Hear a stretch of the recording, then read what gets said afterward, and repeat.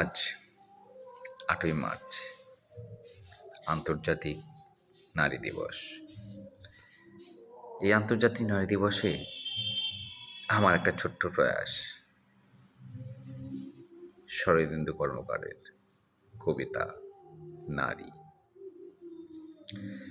মানুষ কেন বলে মোদের নারীর নিজস্ব নাই কিছু, আমি তো দেখি জগৎ চলে নারীর পিছু পিছু। বাপের ঘরে লক্ষ্মী আমি, স্বামীর ঘরে অন্নপূর্ণা, ছেলের ঘরে জননী আমি, আমি ছাড়া সংসারই অসম্পূর্ণা।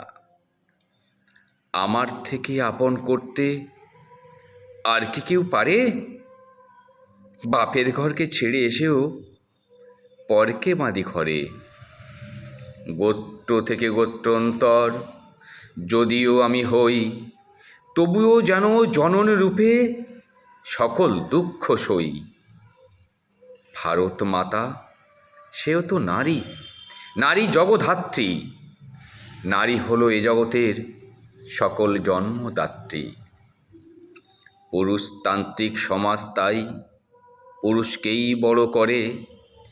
জেনে রেখো সেই পুরুষকেই নারী গর্ভধারণ করে। মহাকাল আমার পদতলে শায়িত চিরকাল, আমি ছাড়া এ জগৎ সংসার সবই অচল।